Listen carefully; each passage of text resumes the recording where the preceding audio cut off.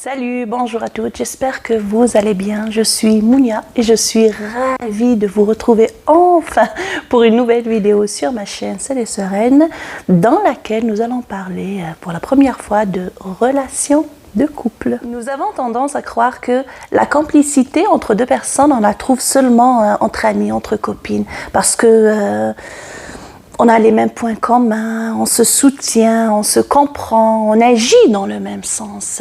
Mais c'est faux, parce que la complicité, elle existe aussi entre l'homme et la femme, dans le couple. C'est justement cette magie qui fait que les conjoints s'entendent à merveille. C'est quelque chose qui contribue beaucoup à la vie du couple. La complicité, c'est vraiment le moteur essentiel, qu'il ne faut surtout pas négliger. Et si vous ne développez pas une complicité parfaite avec votre conjoint, ben, il y a de fortes possibilités que celui-ci la développe avec une étrangère. Et c'est comme ça que le couple peut malheureusement se retrouver extrêmement fragilisé. Alors nous allons voir aujourd'hui les éléments importants qui sont à la base d'un couple complice, même après de nombreuses années de vie commune. Parmi ces éléments, nous avons bien sûr la fameuse communication.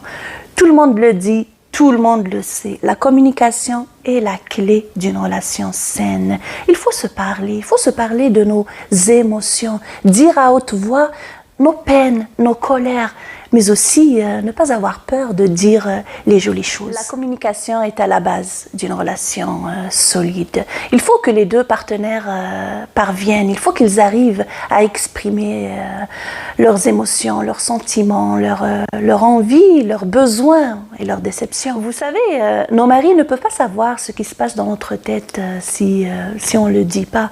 Apprenez à mettre des mots, à dire à haute voix ce que vous pensez pour qu'il puisse vous comprendre, parce que sinon ce serait impossible pour lui de les interpréter.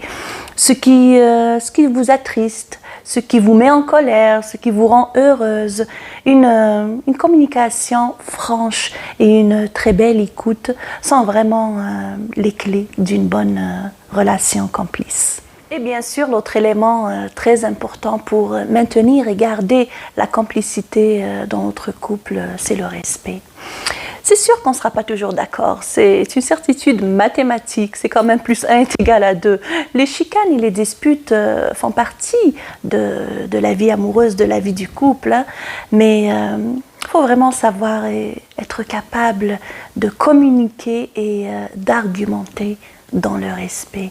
Parce que si un des partis ne respecte pas son partenaire, alors les choses peuvent facilement se dégénérer. Moi, je dis que si le respect est là, alors l'amour et la communication ont leur place également. Mais si le respect n'est pas là, alors c'est vraiment pas beau à voir.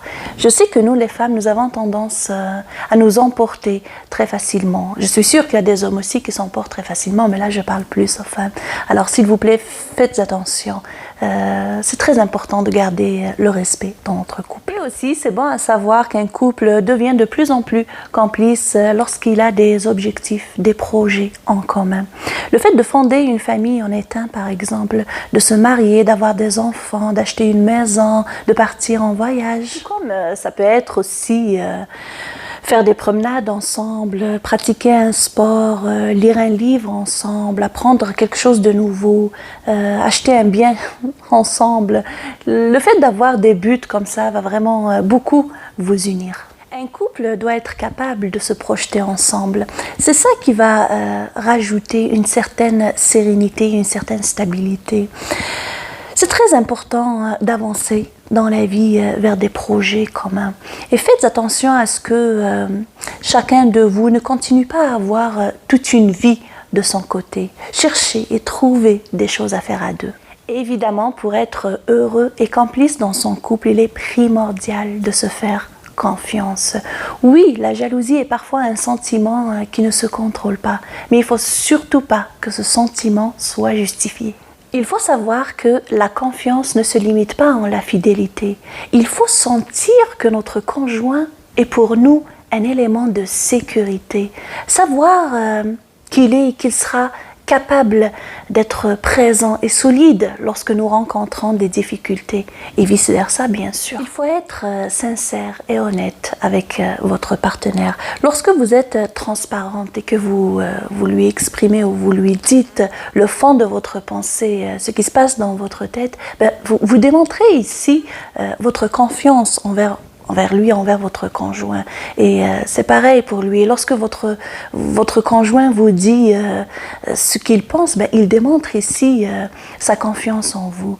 La confiance mutuelle est vraiment nécessaire pour pouvoir avancer ensemble vers une relation saine et épanouie. Me voici déjà parvenue à la fin de cette vidéo. Vous l'auriez compris, les 4 éléments d'une relation saine et complice ne sont autres que la communication, le respect, le fait d'avoir des projets ensemble et la confiance. C'est sûr, il y a d'autres éléments qui rentrent en jeu aussi, mais moi j'ai choisi ceux qui me parlaient le plus.